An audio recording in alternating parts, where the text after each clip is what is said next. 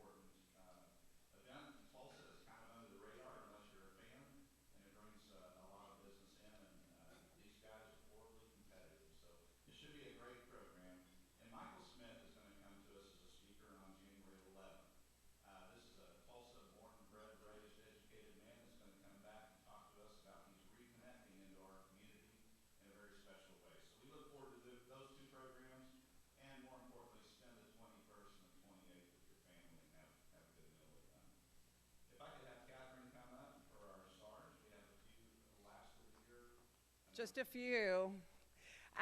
Hello, everybody. And did you realize this is our halfway point? Yes. It is. You know, we don't have meetings for the last part of the year. So I I'm there with you, okay? So what I would like to say is I am the Sergeant at Arms. We have lots of visitors here today, and so it's my job to find people. That means I make people give me money, and it's not quite like that, but it's a donation that goes to our Rotary Foundation, and with that money, we do amazing things for the city of Tulsa. Too many for me to get into right now. But what I want to say is because it's the end of the year, we've received a lot of really wonderful gifts.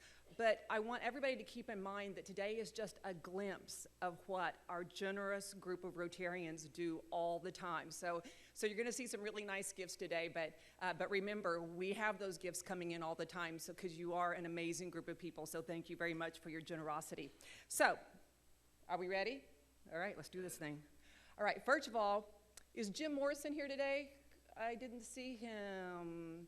Okay, he's not here today, but his little idea about having everybody throw $1 on the table if they drove a Japanese or a German automobile was pretty good. We got $65, so I want to just, say that was a great idea. So if you'll have ideas, give them to me. I also have a Sarge salute for Laura Butler. Raise your hand. There she is. This year was the first year that Ron didn't ring the bell with Brad. Where's Brad? It's kind of, so Brad's not here. Well, Brad and Ron rang the bell every year, and Brenda Melicon showed up and snapped this photo and said, hey, this is a really cool thing that happened. So maybe this will be a yearly thing that she does. Wouldn't that be amazing? So thank you for doing that. That's the plan. There you go. Well, Brad's got to have somebody. So, okay. Charles Flinton, are you here today, Charles? People gave me money and they didn't come. So the Flinton family did some bell ringing this year, but they're currently the family of our exchange student, Laura, from Italy. And so that is Laura on the right in the red sweater and ringing the bell, and then also Laura and his daughter, and the rest of his family were at the door greeting people. So they made it a Flinton family affair. David Momper gave us $1,000 for a water well for his beautiful daughter, Emily. That's a really nice present, and I'll show you what you get. You get a nice certificate to give to somebody to show them that they own a well, and it has the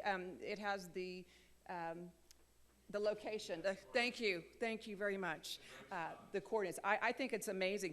So this is the third well. He bought one for his wife Tina and one for his son Nick. So what a great thing to do every year. So start saving your money for next year, or if you want to buy one, let me know, and I'll tell you how to make that happen. Scott, where is Scott?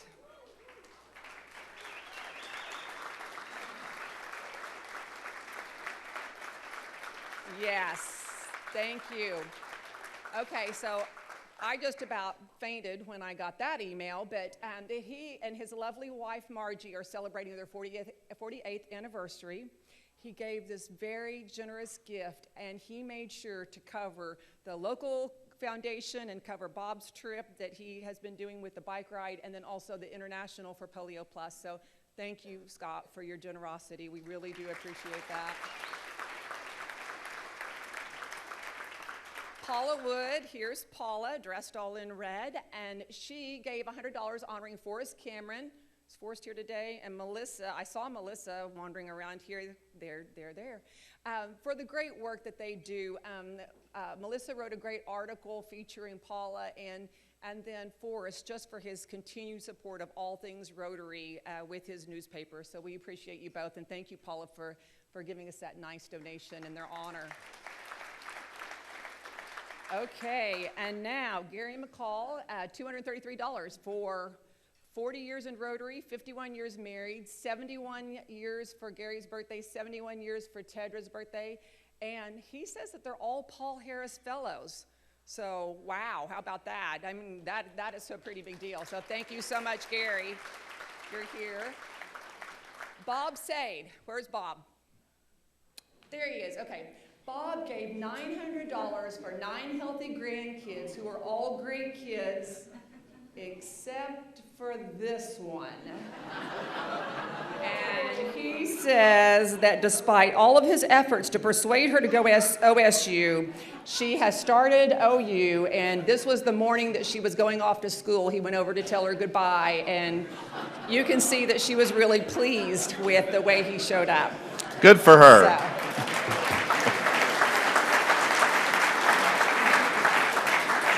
So you're wearing the red vest in her honor today then, right? Yeah, there you go. I think that means Christmas only. So David Dopp, is David here today? Is he, no? Okay, darn, I had something really funny I was going to say. I'll just say it anyway. Okay, so David Dopp gave us $123 celebrating 40 years in Rotary, his 73rd birthday, his 3-year-old son, and 4 years of marriage. And so happy birthday, David, on November 11th. What I wanted to say is that I had, all right, settle down.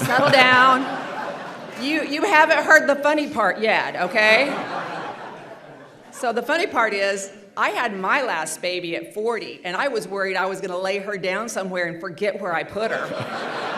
Okay? And that was 40. So I just wanted to throw that out there. That was the funny part. So, okay, Corey Nickerson. Where's Corey? I know you people are like right in front of me, and I'm looking around like I'm blind. Okay, so Corey Nickerson, $100 for 23.5 years in Rotary, his 70th birthday, and for having more than 6.5 years of wisdom than his buddy, Ed Monette. There you go. Happy birthday, Corey. Thank you. Okay, John Haas, where's our friend John? I know he's here because I gave him a great big hug. He gave us a generous donation for his birthday on December 2nd. Happy birthday, John. Thank you. John Howland, and there he is up here. He is celebrating his 66th birthday, so we're going to throw that Route 66 in there. So thank you for your donation, and happy birthday. December 20th, right around the corner. And Tim Caldwell, surprise! So Tim said, oh, it's the Wright Brothers Day, and it's my birthday, and here's a donation. Do you like it? That's awesome. Okay, so he's being a Wright Brothers for his birthday. Tom Payne, $105, 30 years in Rotary, 75th birthday. Happy birthday, Tom, and we're January babies, so we had to put him in since we're not going to be back here until January 4th. Paul Bauman, where is Paul? There he is. Okay, today is his birthday. Happy birthday. And Paul, you know, so Tim celebrates, you know, on the Wright Brothers Day, and I wanted to let you know that you are not left out, brother, because today is Annual Monkey Day. And so you can feel free to monkey around, scream like a monkey, pick fleas off your friends, throw feces if you choose, or you could buy a zoo membership for somebody. So we can all celebrate this today. Then we had some wonderful holiday gifts for Rotary. Gerald Johnson, I know he's here. I gave him a hug too. Gerald, right in front of me. A generous gift of $500. Ron Walker, I saw Ron too. Where are you? There he is in the back. Thank you so much, Ron. And then Sue Ann, where is Sue Ann? I know where she usually sits, but she gave $100 and just said thanks to you all and happy holidays and celebrating her kids and grandkids. There, okay. Thank you, Catherine. Yeah, I earned that check, didn't I? Okay. Thank you for all the end of the year gifts. We appreciate that, and as you know, the work that we do is well worth the effort and the finances. I'd like to introduce our Rotarian of the Day today, Phil Lakin. Phil is the CEO of the Tulsa Community Foundation, city councilor, who used to once sit next to GT until GT grew up to become a mayor. He's the father of 3 and husband to 1, now, right? Okay. He's a mountaineer, became a Rotarian in March of 2000. He's a Club Foundation Fellow, Paul Harris Fellow +2, past president of Rotary, and a swell guy. Help me welcome Phil. Thank you all. Hey, Scott, I'm looking forward to 50 years. We'll just put an accounts receivable in the Rotary Foundation's books for that. So I'm very honored to be able to introduce a familiar face to you today, even though he has a different title today, along with countless opportunities. This June, Tulsa voters overwhelmingly selected fellow Rotarian GT Bynum to be Tulsa's 40th mayor. He is Tulsa's third youngest mayor, which many of you know, but also comes from a family with a rich tradition of serving Tulsa. His great-great-grandfather was the second mayor of Tulsa, Robert Bynum. His grandfather was the 31st mayor, and his cousin was the 37th mayor. I kidded him on Facebook about that, and I asked, what do you guys do during Thanksgiving when someone asks the mayor to pass the turkey? Kind of a complex little problem they have. I've been lucky enough to work with GT since 2011 when I first became a counselor. One of the main reasons I became a counselor, in fact, was because of a luncheon that I had with GT. He knew of the limitations and troubles being experienced at that time by the current council, and he simply said, I need help. People who aren't trying, who aren't working hard already, who don't want something better for Tulsa, don't ask for help. In the 5 years of my service to the council, GT has received lots of help, but that help has come as a result of leadership he provided. When 7 new counselors came to the council, he was our council chair. He's the one who taught us the proper way to do business as a counselor, the decorum that is expected, the honor to our city that is due. He led us through elements of the 2013 streets package and the vision process as well, both successful with the voters. If you want to know why the council has operated so well over the past 5 years, put him at the very top of your list. But what he's already done for Tulsa is only the beginning of what he will do. In him, Tulsa may have its finest mayor. He has assembled a team that is first-rate, some of the very, very best in and outside of the city. He'll be a mayor who strategizes with others to create a consensus, a vision that he will work toward every single day that he's in office. Tulsa is a much better place because of what he's already done, and it's just got a huge shot on the arm when GT became its mayor 9 days ago. Serve with him, work with him, support him in any way you can. Please join me in welcoming Tulsa's 40th mayor, Mayor GT Bynum.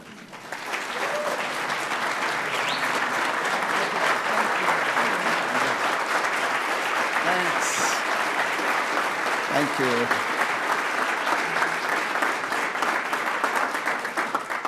Thank you very much. I couldn't help but think while I was listening to Phil's introduction, I recall, many of you will, 7 years ago, I was the Rotarian of the day, introducing our brand new mayor at the time, Mayor Dewey Bartlett. So, Phil,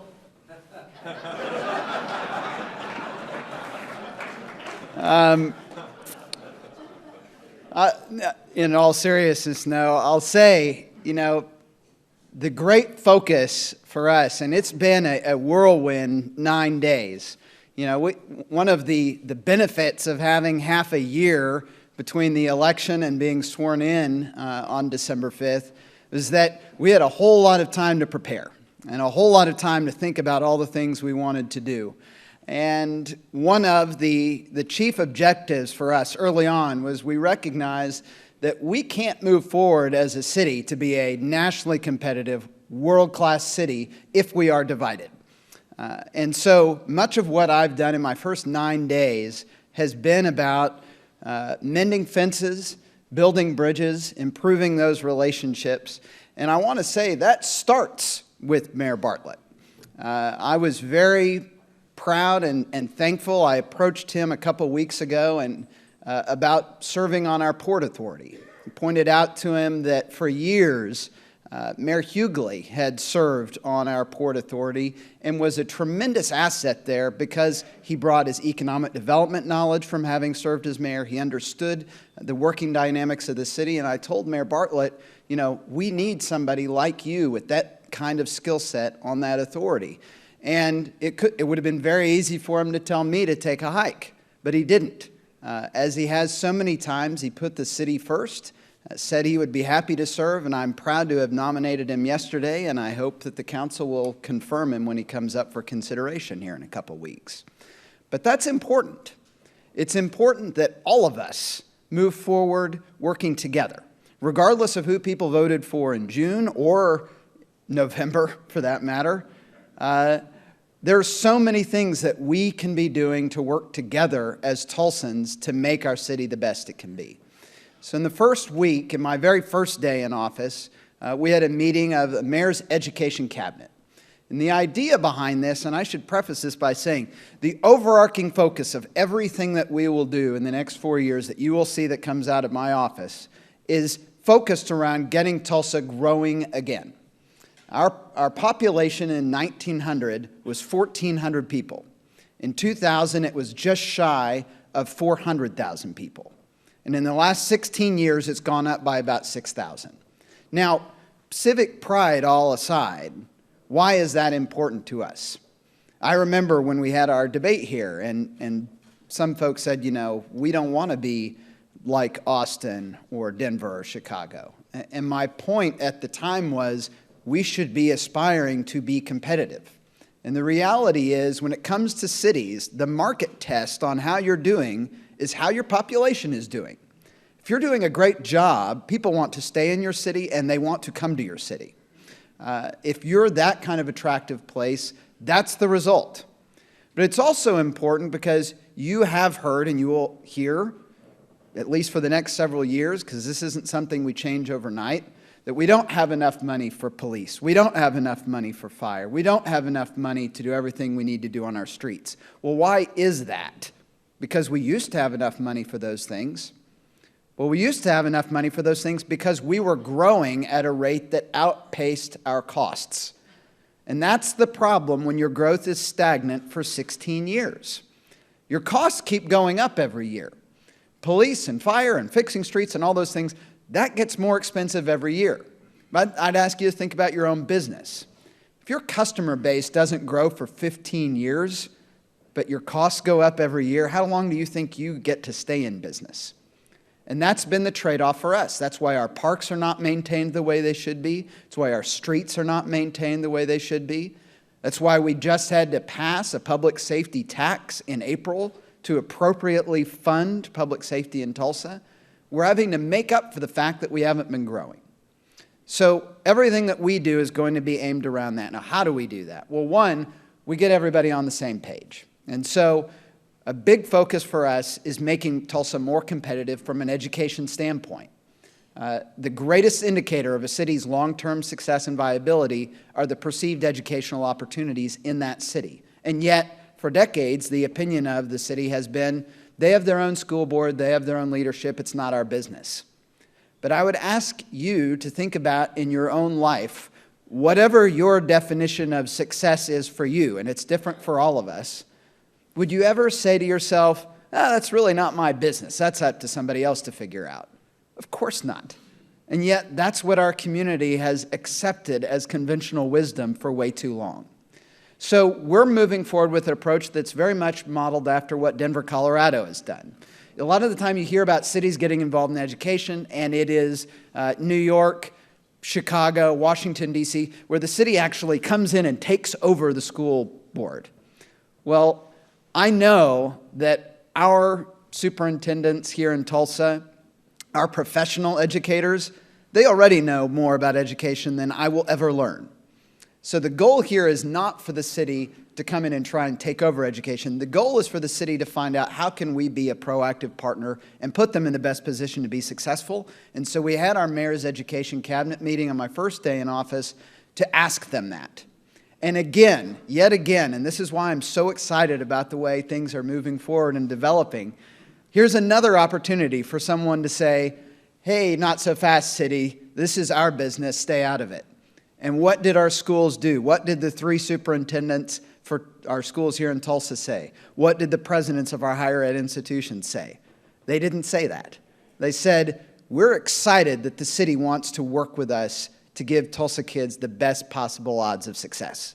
And so let's work together moving forward, and we have another meeting scheduled in January to do a deep dive on real specific opportunities there.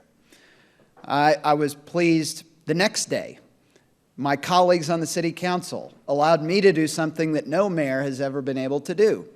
And that's something so simple and yet so important, which is they let me come and sit at the table at their meetings. Now that sounds like inside baseball, who cares kind of stuff, right?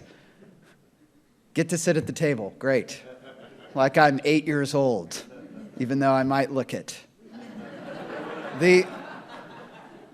It's important because you can't build a good working relationship if you don't show up. And again, we go back to what's the conventional wisdom and the approach been time and again in our city government. And this isn't any one mayor, this is all of the mayors that we've had under this form of government. The approach has been to be very similar to what the governor does at the state legislature or the president does at the federal level, where the legislature or Congress deals with their issues and then the executive parachutes in at the end if they need to get involved. And I think that's fine at the state level or the federal level where you have so many people involved.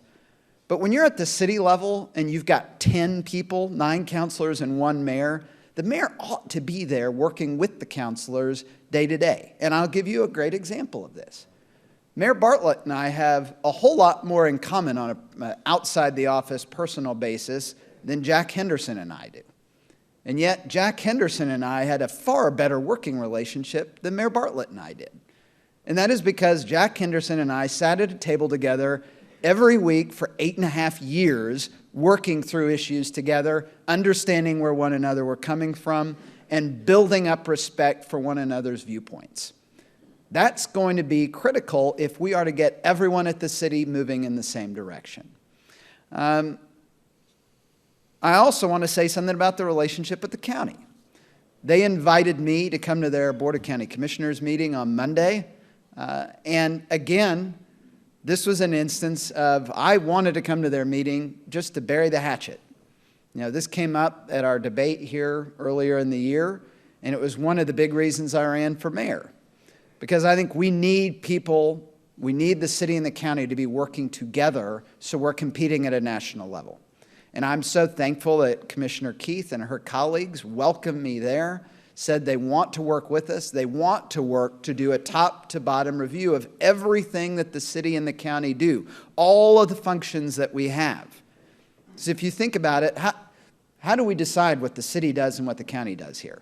If you go back 100 years ago, remember what I said a minute ago, we had 1,400 people here. Tulsa was a rural county in the early 1900s. And then oil was discovered and our population boomed. And so the county was providing all these services, but then slowly all these cities started to sprout up, and they started providing services too. And now today what we have are overlapping governments that provide a lot of similar services with a whole lot of, in my belief, duplication and overlap. And it also creates friction between the two of us because we fight over who gets the tax money to pay for these overlapping services. Well, 60% of the people there are the same people. The city of Tulsa makes up 60% of Tulsa County. And so the notion that we'd be fighting over which one of us gets funding to provide park services for the same person is ridiculous. It's a waste of effort when we need to be working together. Another different approach that we'll be taking is on economic development. Historically, the approach on economic development in Tulsa has been that the city must win and the suburbs must lose. That's been what it's been for probably 40 years now. A fear of what's called the donut effect, where the suburbs grow, they thrive, and the core city decays and falls apart. And yet, when you look at urban studies all around the world right now, the economic growth that's occurring internationally is not between cities and suburbs. That was a fight back in the 1950s and early 1960s. But today, the growth, the fight for economic growth, is occurring between major metropolitan areas all around the world. So why would we waste our time fighting with each other here in Tulsa between the city of Tulsa and the city of Jinx, or Tulsa and Owasso, or Tulsa and Broken Arrow, when all of us can be benefiting far more greatly if we are working together to beat other cities around the world and around the United States. And so that's going to be our focus. We're going to compete like siblings for retail growth because that's what we're based on. We're going to try to beat Jinx every day of the week to get them all. But when they get them all, we're going to recognize that if that helps Jinx, ultimately, if we're doing our job right, that helps Tulsa too. And we have bigger fish to fry than worrying about them all when we need to be bringing more jobs and more economic growth, greater education and opportunity here to Tulsa. In our first week, we also created a new management structure. And this is something that, I think is indicative. Phil mentioned I'm third youngest mayor, fourth member of my family to be mayor. And by the way, the answer to that question is my grandfather only believes in buffet Thanksgiving. So we had 95 people at Thanksgiving. So there was no telling anyone to pass anything. But we developed this team in the mayor's office, and we needed the council to approve it. And again, if I didn't have a good working relationship with the council, this would have taken weeks, months, may not have ever even happened. I've been there when this has become a huge fight between the mayor and the council. It was approved within 45 minutes of me being sworn in. That shows you how important it is for the mayor and the council to be on the same page. I'm the first councilor we've ever had that's gone on to be mayor immediately. Mayor Bartlett had been a councilor, but there was a 15-year gap between, and when he came on as mayor, he didn't have relationships with anyone other than me, ironically. So now we have a better working relationship. And the team that we've developed, we designed very intentionally. This is another thing that's a benefit of having a 6-month gap. I remember my cousin Bill, when he got elected, he had 6 days between when he was elected mayor and when he was sworn in. He was out front answering the phones on day one. They had hired no one. Kathy Taylor had 6 days. Susan Savage told me she had 2 weeks. Well, we had 6 months. And I like to contrast this with, the president-elect has 2 months to hire 2,500 people to run the federal government. I got 6 months to hire 10 people. So they had better be quality people. But it also gave us time to evaluate our overall structure of our government on the executive side and to look at around the country who's doing it really well. And what can we take from there since we've been given the luxury of having all this time for deliberation? There were 2 big things that we identified. First, I met of course, with Mayor Bartlett, but then with every mayor that we've had in Tulsa that was still alive. Every single one of them told me the greatest surprise for them when they came into office was that you run for mayor with a platform saying you're going to do all these things, and then you get in there and realize you're reacting to things all the time. There's always an emergency of the day, some fire that has to be put out, something that needs to be dealt with, and it distracts you from all of the things that you originally ran on. And so we set up our organization where we have a chief of staff and a deputy chief of staff who run the city day to day.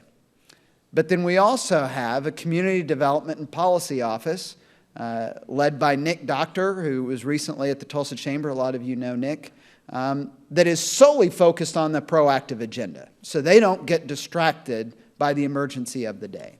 But the other thing that we detected and looked at, and I think it has the potential to make us in Tulsa a national leader, is the use of data and analytics for better performance management.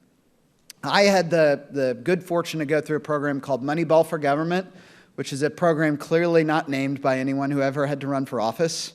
But the idea, if you've read the book or seen the movie, it's about the manager of the Oakland Athletics baseball team who used data and analytics to get more and better performance out of his players with less money. And this is really the cutting edge in city governance all around the country. There are about 25 cities in the United States right now that are doing what we started doing in Tulsa last week. So we've organized this performance strategy and innovation office. Phil and I are going to a mayor council retreat that starts in 8 minutes. And the point of that discussion is to establish what are our initial goals that the mayor and the council agree on that we want to pursue in Tulsa. And then what are the metrics by which we can measure our progress towards those goals? And this is very important for two reasons. One, it gives you the liberty and the freedom to test out different strategies. A lot of people think if you're using data and analytics that it discourages innovation. Actually, it encourages it because you're testing different ideas in real time. You identify which ones work and which ones don't, and you take funding away from the strategies that don't work and put it towards the strategies that do. That all starts in 8 minutes with this retreat that we're going to have where we establish those top-line goals.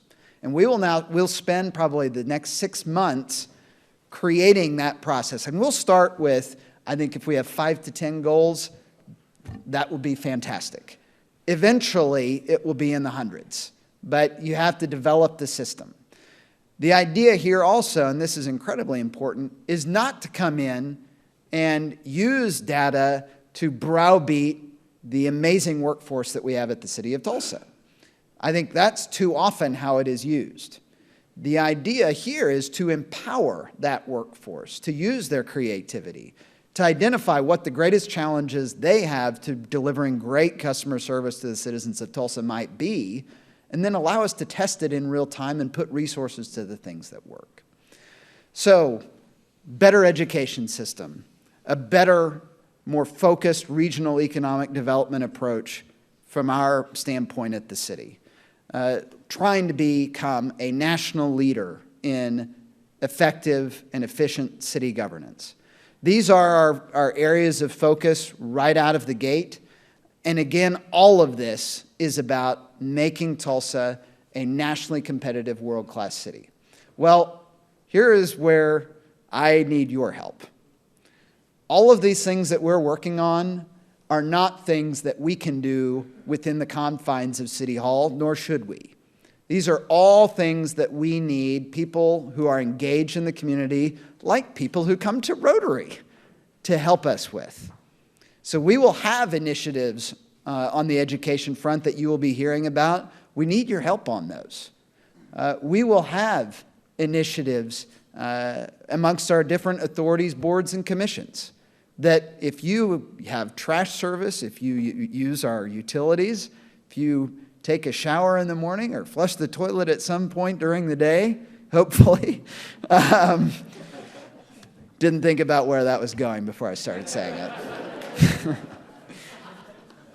If you use our airport, if you enjoy our park system, if you're going to go to the gathering place or use the amazing lake that we're about to build, if you go to Gilcrease Museum, which, by the way, we're about to build a facility there that is worthy of housing the greatest collection of art, Western art anywhere in the world, if you're going to use the bus rapid transit system that we're going to build here in the next 2 years that will completely revolutionize the way that Tulsans use public transit, if you're going to utilize or enjoy any of these things, all of these are governed and managed by our authorities, boards, and commissions. And those are led by citizens like you, not elected officials like Phil and myself. And so what I'd ask for, please, if you're willing to serve there, the only limitation is you have to be a citizen of the City of Tulsa. That's in our charter. But please contact us. You can contact us at the mayor's office. All we need, you don't have to go through the list of them and try and figure out which one is best. We'll decide that for you. All we need is your name, contact information, and preferably a resume so we can identify where your best areas of expertise might be. But I would ask for your help. If we're going to make Tulsa a city that's on the move, that's growing, that is truly nationally competitive and world-class, we all need to be working together to do this. So I appreciate the opportunity to be with you today. I really appreciate, Phil, your kind introduction. And I'm just fired up and excited to be giving it all I've got as your mayor for the next 4 years. Thank you very much.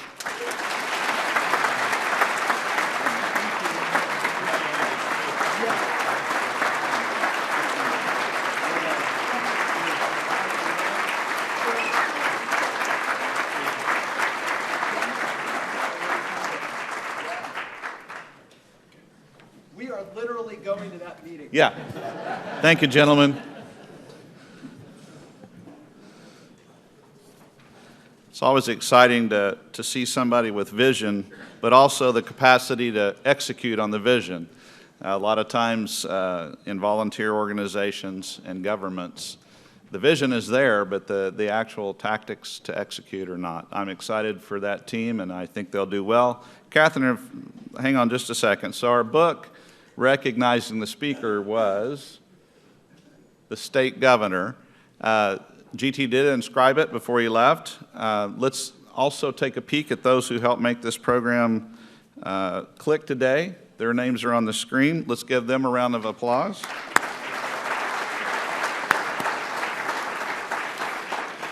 There's a few announcements that we have. Get well cards are on your table for Rotarian Dick Ekdahl, who's been in the hospital recently. Please use the cards to share a message of encouragement and prayers for that family. Slips are also on your table if you want to participate in Scry. If you don't know what Scry is, turn to somebody to the left or the right. I guarantee you they've been involved.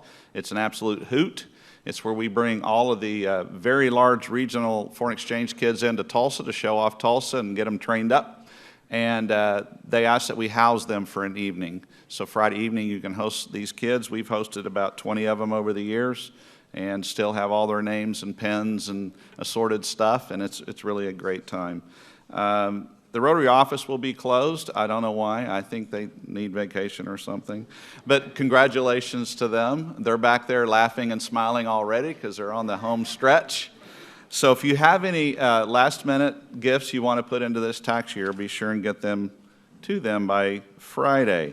Alicia and David, quickly on our next social event. Thank you, President John. We do have an event next month, and in honor of that, I want to give you a little test. Let's A have little it. poker quiz, Alicia. Okay. What is the flop? The flop. That is either the first three cards laid down in a game of Texas Hold'em, or what you do every night when you get to the sofa. Oh, yikes, that hurt. All right, smarty pants. How about the little blind and the big blind? What's that? Little blind and big blind. I'm going to say little blind is the mandatory bet by the player to the left of the dealer, and big blind would be the bet made by the person to the left of the little blind. So are we talking about that or referring to your eyesight? No, we're referring to the first. Okay. Smarty pants. Okay, so you've obviously played a hand or two of Texas Once or Hold'em in your twice. day, once or twice. Well, I bet you don't know a darn thing about our first annual Texas Hold'em tournament. I got it on First annual Texas Hold'em. Would that be Tuesday, January the 10th at the Hard Rock Casino? I heard it was a mere $50 per player. All you can eat, hot and cold hors d'oeuvres, Correct. snacks. Correct. I'm going to go out on a limb and say the best part of that is 3 hours with me. So. Is that what you're talking about? A bargain at any price, by the way. Yes, you are correct. Ladies and gentlemen, the 10th of January, Hard Rock Casino, Hotel and Casino, 6 o'clock. Please come. Please be ready to lose your money to Alicia. Thank you very Yes, much. thank you. Thank you. And this is funny money, right? Funny money. Okay.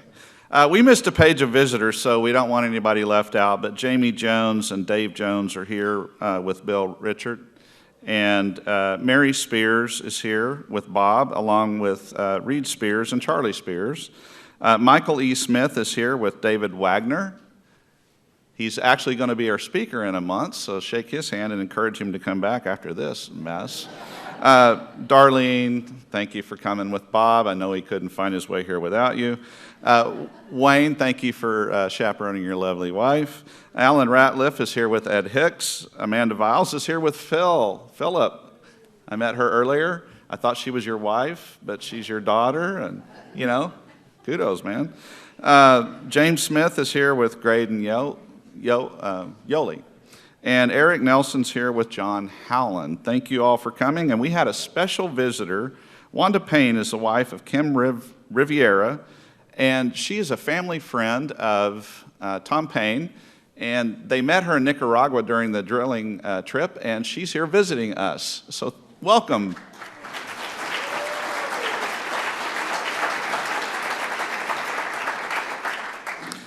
Catherine, if we could go quickly on our 50-50, and then we have some very, very special music, so stick around. What the heck? How could we leave off that list of people? Those are I- some you know, I- amazing guests out there. I had it in my Wow. pocket, sorry. All right, so my very good friend John Brock is going to be our drawer today, okay?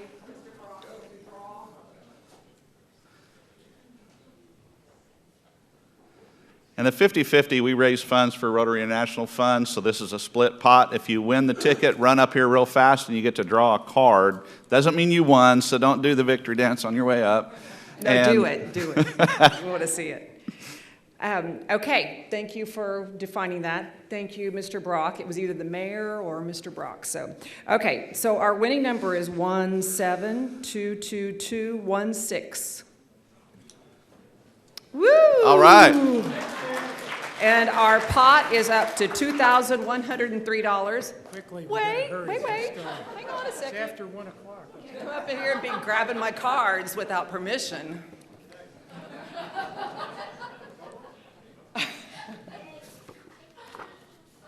It is a 4 of the spades. Well, that was a good try. We're going to start doing an over-under because Barney James says it's going to be March the 13th. So I want to prove him wrong. If I could have Corey Nickerson come up. We have some very special music for us, and I'll have Corey introduce them.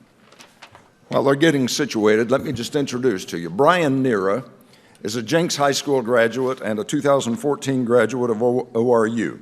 He began singing at the age of 4 when he was pushed onto the stage at a local church and had to sing Jesus Loves Me. After he overcame a bit of stage fright, he must have liked it because he's still singing. This last spring, Brian was a major contender on the 2016 season of The Voice as part of Team Adam. And he did Tulsa proud as he made it all the way to the season 10 finale. As a songwriter and performer, his goal is for the messenger to never overshadow the message. He says, with every lyric I write and every note I sing, I want to first and foremost be a catalyst for hope, healing, and restoration. Brian and several friends from The Voice will be doing a Christmas concert in the Liddy Dunges Theater at the PAC a week from tomorrow, December 22nd. The 7 o'clock show has been sold out since before Thanksgiving, and when I checked just a few minutes ago, the 9 o'clock show is sold out too. So this is going to be your only chance to hear Brian for the next couple of weeks. Part of the concert proceeds will be used to purchase backpacks and school supplies for children in Zimbabwe.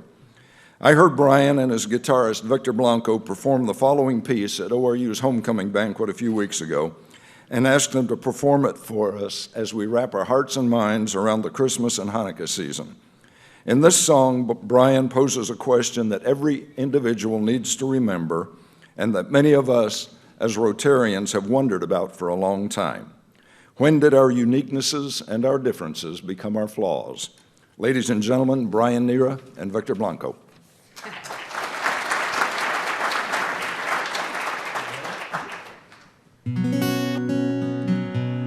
I'm down on my knees trying to understand how we got so far from where love began. I'm trying to understand where our love ran dry and our differences turned into our flaws. How'd our differences turn into our flaws? So I'm singing for peace, I'm singing for freedom, singing for you and for me to believe in hope for the world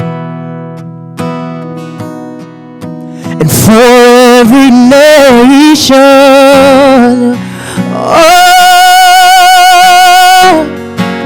when in the world will we open our ears to hear what our neighbors have to say? Tell me when in the world will we open our eyes to see that pain exists right next door? Oh, that pain exists right next door. Oh, so I'm singing for peace, I'm singing for freedom, singing for you and for me to believe in hope for the world and for every nation. Oh, I'm singing for love and all that it stands for, that we would stand up and look out for our neighbors, 'cause we are all one. We are all one.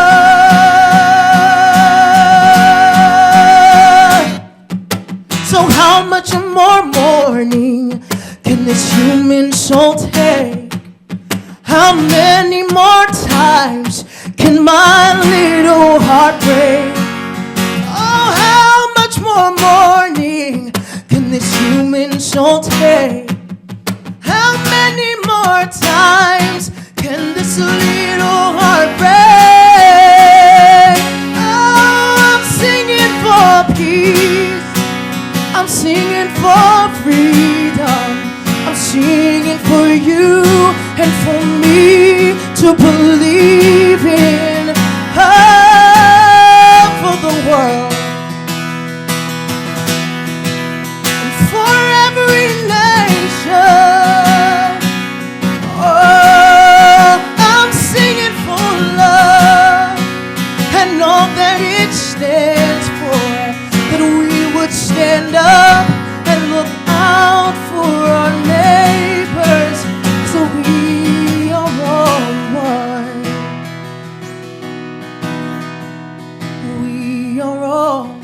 We're all one. Ooh, I'm singing for justice. Just label me a human being,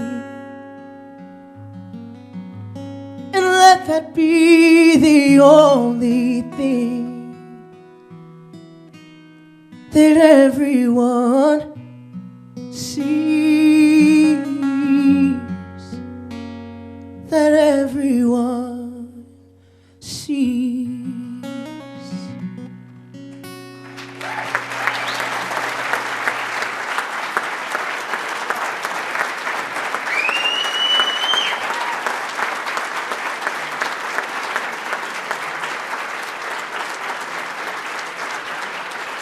Y'all can remain standing.